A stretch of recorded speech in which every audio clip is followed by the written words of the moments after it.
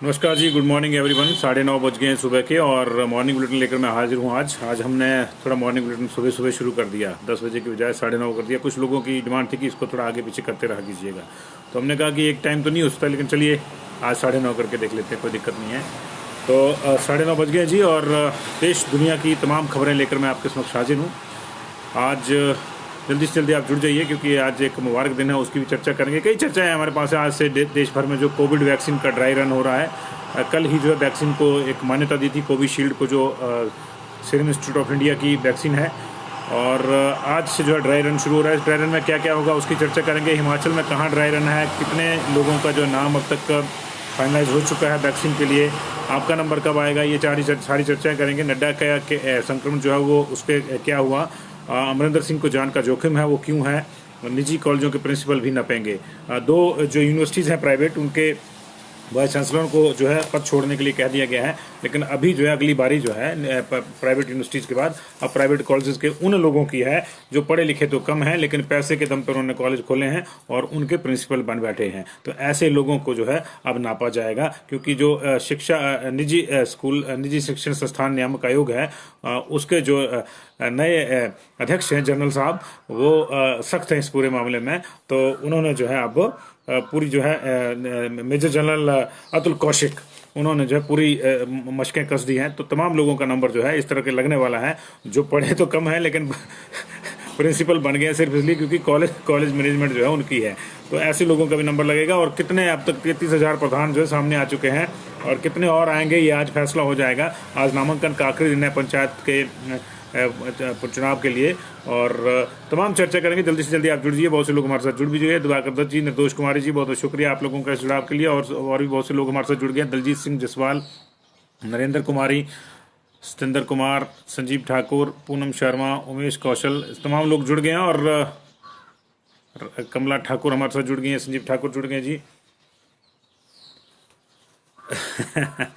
कई लोगों की कई सलाहें आ रही हैं जी, सबकी सलाहों का सम्मान है हमारे पास। और कंगना रनौत के खिलाफ एक बड़ा फैसला आया है, उसकी भी चर्चा करेंगे। काफ़ी हल्ला रहा था जब उनका मकान वहाँ गिराया गया था बीएमसी द्वारा, तो उसको लेकर जो है बहुत आंदोलन हुआ था, पूरा प्रदेश आंदोलित हो गया था। लेकिन अब अदालत ने कहा है कि वो कार्रवाई जो है कहीं ना कहीं अदालत ने एक संकेत दिया है कि वो सही थी, क्योंकि अदालत ने वायलेशंस वहाँ पे पाई हुई हैं प्रथम दृष्टया उनके मामले में। क्या पूरा मामला ये सारा बताएंगे आपको। जल्दी से जल्दी जुड़ जाइए। शुरुआत करते हैं जी। कल पहला दिन था नए साल का और पहले दिन जो हमें खुशखबरी मिली थी वो मिली थी कि देश को जो है कोरोना से बचाने वाली जो वैक्सीन थी वो फाइनलाइज हो गई थी। सीरम इंस्टीट्यूट ऑफ इंडिया की कोविशील्ड वैक्सीन को जो है वो मंजूरी दे दी गई थी और अभी इसको जो है प्रयोग के आधार पर ही लगाया जाएगा, आपातकाल में ही लगाया जाएगा।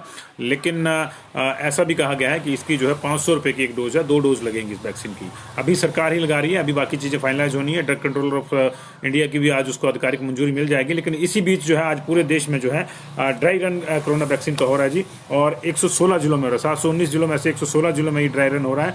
और हर राज्य को और केंद्र शासित प्रदेश को कहा गया कि वो कम से कम 3 ऐसे स्थान चुने जहां पे जो है वास्तविक परिस्थितियों का अध्ययन किया जा सके। वास्तविक परिस्थितियों से मतलब जैसे कोई दूर दराज के इलाके हैं जहां वैक्सीन पहुंचाना जो है एक कठिन दुष्कर कार्य हो सकता है, तो वहां भी ड्राई रन किया जाए ताकि पता चल सके कि क्या वहां पे प्रॉब्लम आती है और उस प्रॉब्लम को समय रहते जो है वो दूर किया जा सके। हालांकि हिमाचल प्रदेश उसमें से एक अच्छा विकल्प हो सकता था, क्योंकि हमारे यहाँ दूर दराज के इलाके हैं। हिक्किम जैसे दुनिया के सबसे ऊंचे गांव है, वहाँ कोरोना वैक्सीन कैसे पहुँचेगी, किस तरह से होगा उसका। या ऐसे भी गांव है बड़ा बंगाल जैसे, जहाँ 2 दिन आपको पैदल जाने में ही लगते हैं, रास्ते में रात को आप जो है खोहों और कंदराओं में रहना पड़ता है, तो वहाँ वैक्सीन कैसे पहुँचेगी, इन चीज़ों को दिखा जा सकता है। लेकिन इसके बावजूद हिमाचल सरकार ने जो है इसके लिए सिर्फ शिमला को चुना है। शिमला में 3 सेंटर बनाए गए हैं। एक सरकारी अस्पताल डीडीयू में बनाया गया और एक प्राइवेट हॉस्पिटल पे सरकार की कृपा हुई है, तेंजिन हॉस्पिटल पे भी, वहाँ पे जो है इसका सेंटर बनाया गया और एक कसुम्पटी स्कूल में इसका सेंटर बनाया गया।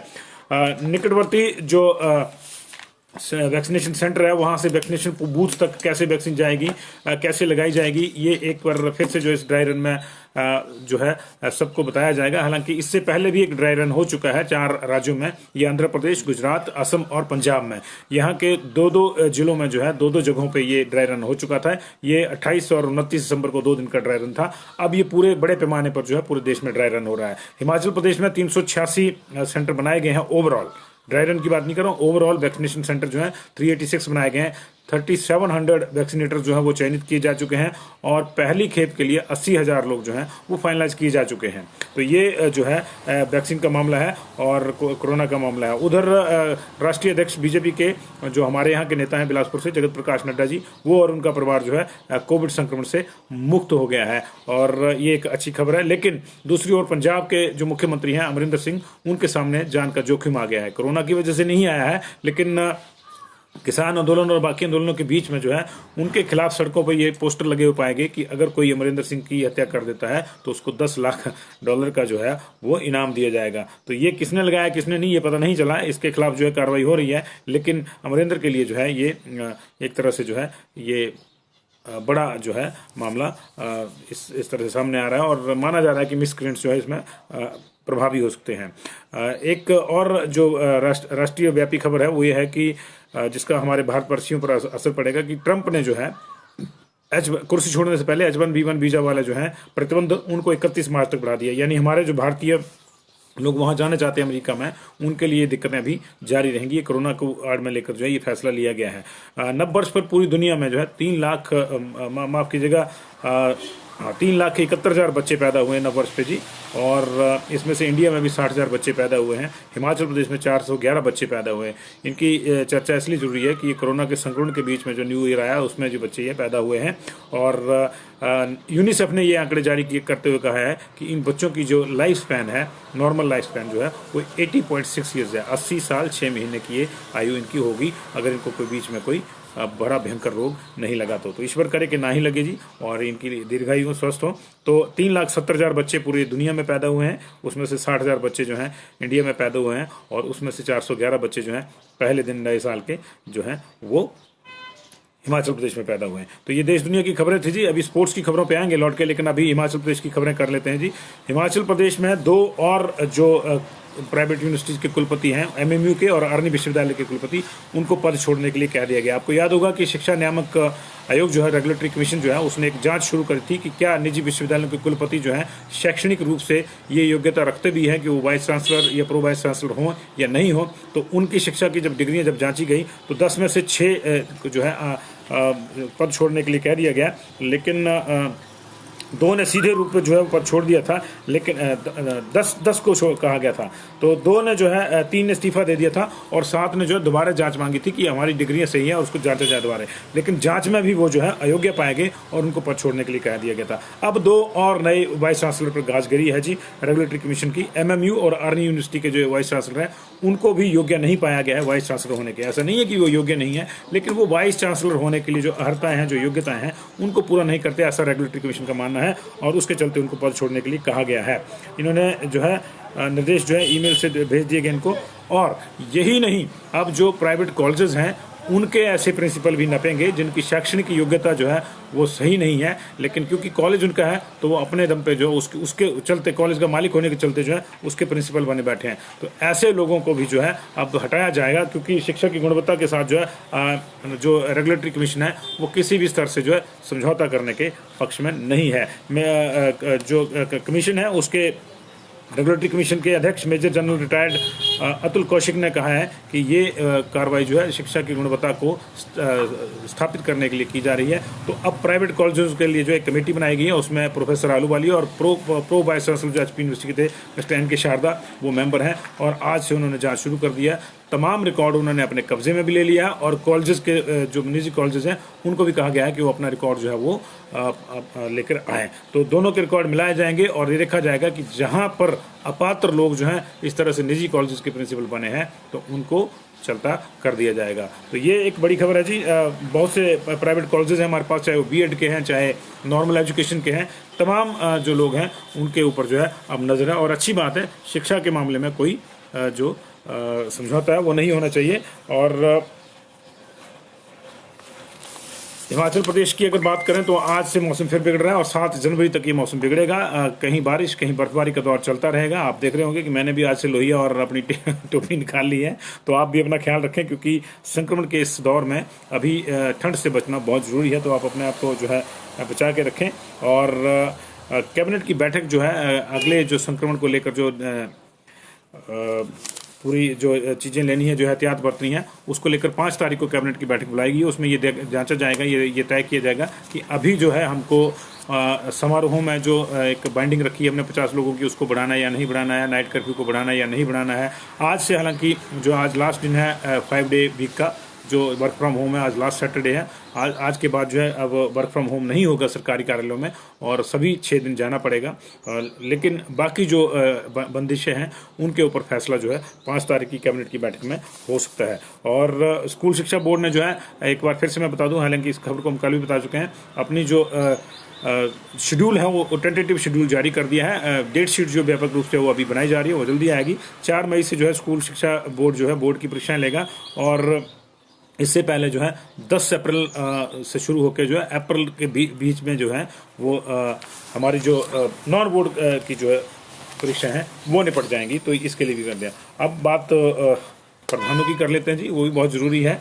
प्रधानी का इलेक्शन चला हुआ है और नामांकन का आज आखिरी दिन है।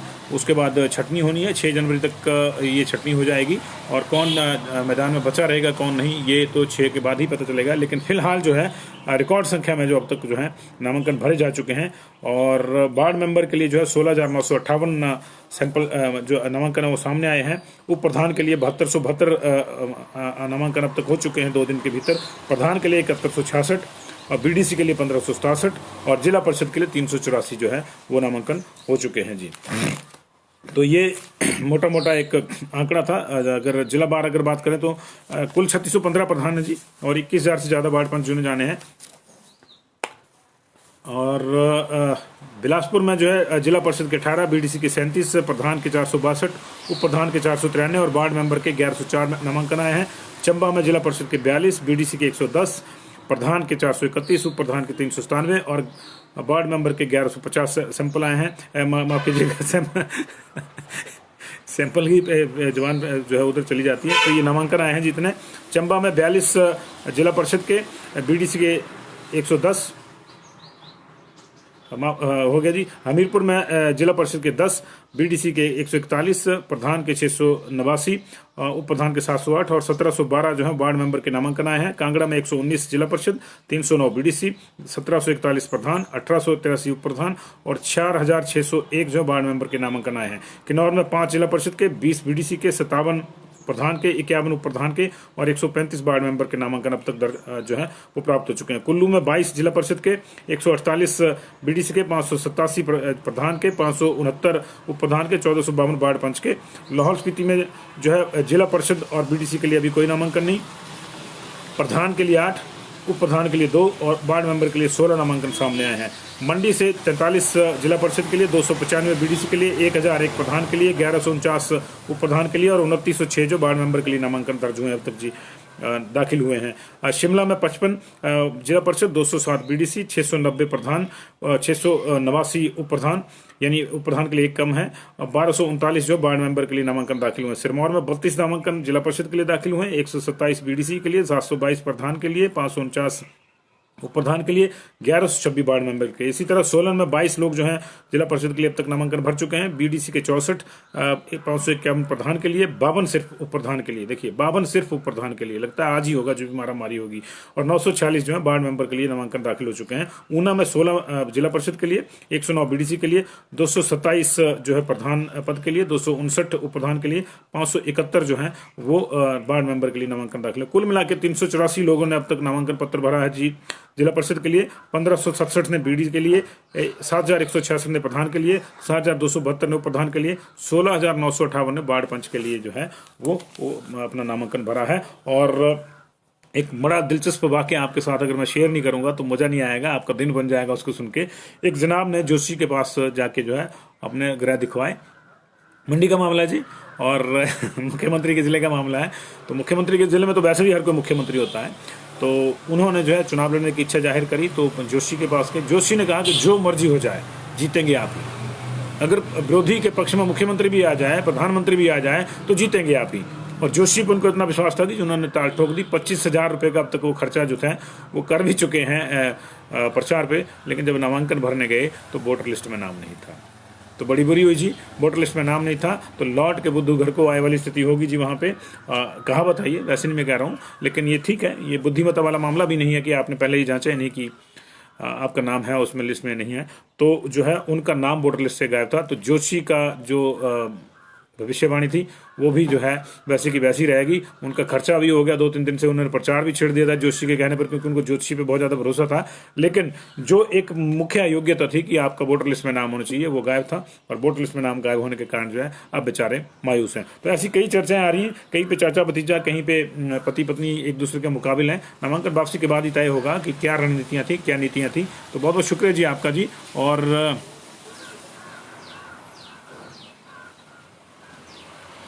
नहीं देखिए, बेमसूद इस पे अलग अलग मत हो सकते हैं। चंबा जिला प्रशासन ने ये जो है आदेश दिए थे कि जो लोग इलेक्शन लड़ रहे हैं वो अपना कोरोना टेस्ट करवाएं। उसके पीछे उनकी सोच ये थी कि ये लोग प्रचार के लिए घर घर जाएंगे। तो जो प्रचार की टोलियां हैं, जो प्रत्याशी हैं, उनके बारे में थोड़ा सा तो पता होना चाहिए। अगर कोई संक्रमण वाला है तो पहले पकड़ा जाए। ऐसा तो संभव ही नहीं है कि आज आपका टेस्ट हुआ, आप नेगेटिव है, तो कल आपको दोबारा संक्रमण नहीं होगा, तो कल आप नए सिरे से किसी के संपर्क में आ जाएंगे तो दिक्कत हो जाएगी। लेकिन ये एक प्रिकॉशनरी मेजर है, ताकि अगर किसी को पहले से संक्रमण है तो कम से कम उसका तो पता चल जाए ना। अदरवाइज जो गाँव गाँव घूम घूम के जो है वोट मांग मांग के कोरोना भी दे जाएगा सबको। तो ये उनकी सोच थी, तो मुझे लगता है उस लिहाज से अच्छा था जी। देखिए, हर्ष ITI तो जो है इसका फैसला शायद 5 तारीख की कैबिनेट में हो जाएगा। स्कूल अब मुझे नहीं लगता कि खोलेंगे। स्कूल सिर्फ अब शिक्षा विभाग जो है अब उसको जो है जो परीक्षा है उसके लिए ही खोलेगा जी। रमन लम्बा जी बहुत बहुत नमस्कार जी।